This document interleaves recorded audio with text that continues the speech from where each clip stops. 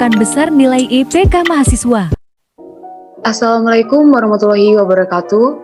Kami dari kelompok 18 TPB 1 akan menjelaskan mengenai program penentuan besar jumlah indeks prestasi kumulatif mahasiswa untuk memenuhi tugas besar mata kuliah pengantar komputer dan software di semester 2 ini. Untuk anggota yang bertugas menjelaskan bagian dari keseluruhan program, dipersilakan. Baik, perkenalkan, nama saya Dita Winanda Putri dengan NIM 121450006, Prodi Sains Data. Di sini saya akan menjelaskan sedikit mengenai apa saja yang terdapat dalam program menentukan nilai IPK ini. Yang pertama yaitu Include IOStream dan Using Name STD, di mana ini merupakan pengarah prosesor. Include IOStream berarti memberi perintah kepada prosesor untuk melibatkan include file standar IOStream. File IOStream ini merupakan file yang di dalamnya berisi deklarasi input-output pada C++. Dan oleh karena itu, Using Namespace STD dilibatkan karena fungsi ini juga selanjutnya akan dipergunakan oleh program. Using Namespace STD juga dapat digunakan semua yang ada dalam namespace STD atau standar seperti cin, cout, dan endl. Yang kedua yaitu int main, merupakan awal dari fungsi utama C++. Fungsi utama ini merupakan awal di mana program C++ akan mulai dieksekusi. Selanjutnya int hitung IPK, char x, dan int y. Ini merupakan fungsi utama yang terdeklarasi untuk karakter x dan integer y. Selanjutnya yaitu cout ini sampai dengan endl, cout dengan program menghitung besar nilai IPK sampai endl, cout sampai endl. Ini merupakan ekspresi sederhana atau kompleks yang akan menghasilkan efek tertentu saat dieksekusi dan akan menampilkan output pada layar setelah program dijalankan. Sedangkan endl sendiri merupakan perintah untuk berganti baris ke program selanjutnya. Di bawahnya terdapat int jumlah MK dan jumlah SKS, beserta float IP sampai di bawahnya ini merupakan perintah yang terima kasih. Baiklah, perkenalkan nama saya Nadinda Aurora dengan nomor induk mahasiswa 121450004 dari program studi Sains Data. Untuk bagian selanjutnya, akan saya jelaskan. Pada mulai baris ke-32 didapatkan keterangan untuk perintah perulangan, yang dimana perulangan ini menyesuaikan permintaan dari pengguna. Integer kita misalkan sebagai A sama dengan 0, A kurang dari jumlah MK, dan A++. Cout yang pertama di baris ke-33 yaitu ada A+1.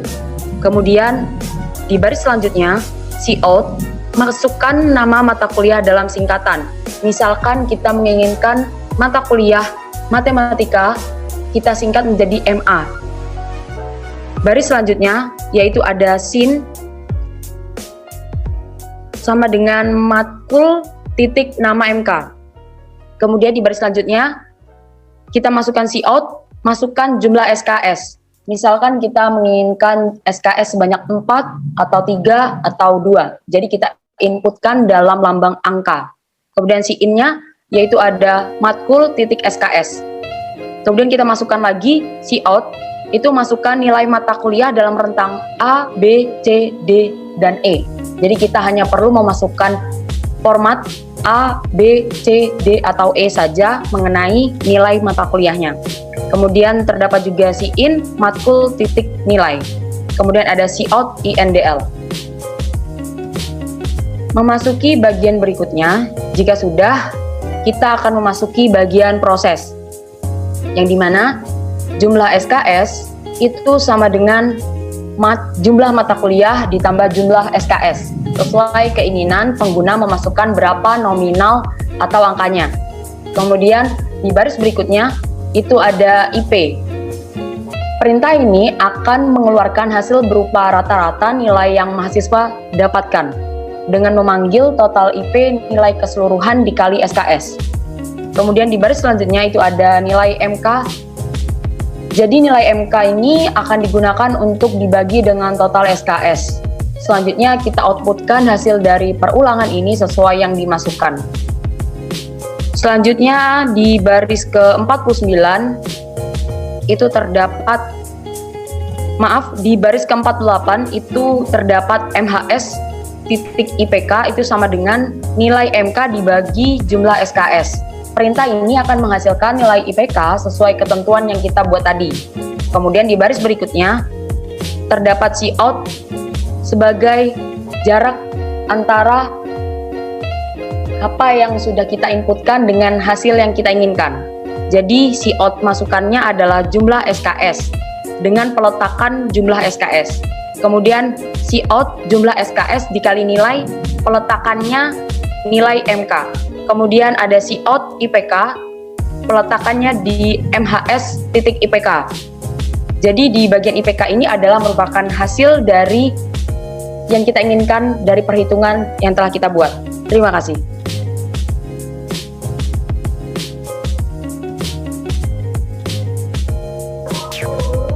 Sebelumnya izin memperkenalkan diri, nama saya Anissa Novantika dengan NIM 121450005 dari Prodi Sains Data.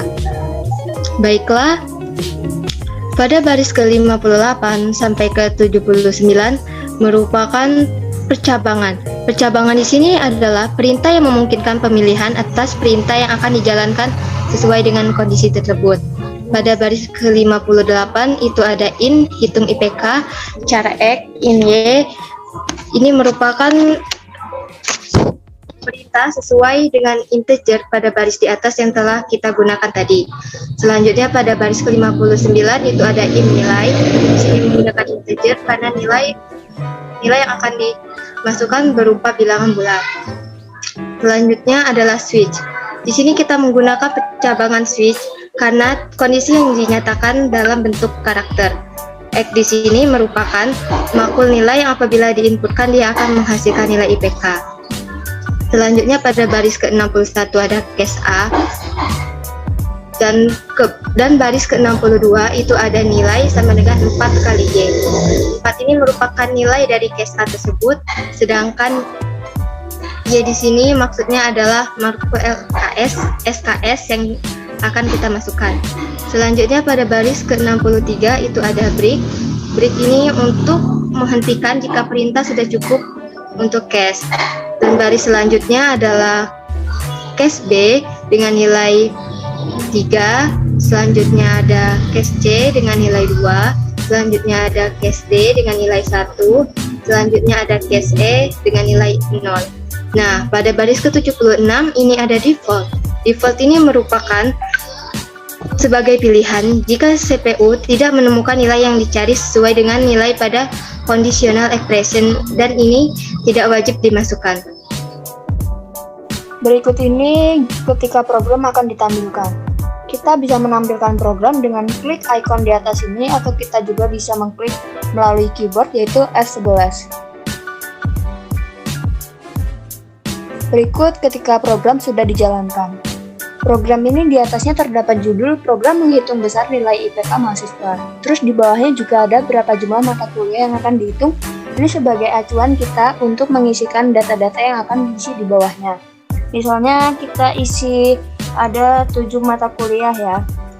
Maka kita akan isikan dengan angka 7 saja. Terus yang pertama ini ada masukkan nama mata kuliah dalam singkatan. Misal kita singkat matematika menjadi MA. Terus ada jumlah SKS, kita isikan ada 4 SKS. Lalu kita isikan nilainya dengan misalnya nilainya terdapat nilai A. Yang kedua, kita juga isikan mata kuliah lain seperti fisika dasar, kita singkat menjadi FI, jumlah SKS-nya ada 4. Lalu nilainya ada, misalnya kita isikan dengan nilai B. Terus mata kuliah ini ada lagi dengan singkatan kimia dasar, kita singkat menjadi KI. Jumlah SKS-nya ada 4 juga, misal. Terus nilai mata kuliahnya kita buat B. Berikut juga di bawah-bawahnya kita beri singkatan seperti itu ya. Setiap mata kuliah kita singkat aja.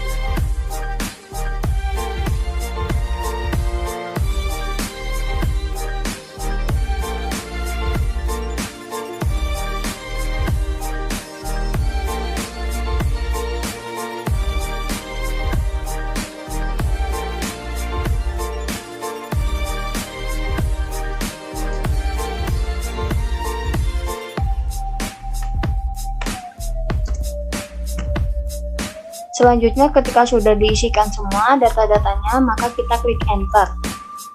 Muncullah jumlah SKS-nya yaitu 20 dan jumlah IPK-nya yaitu 3,2.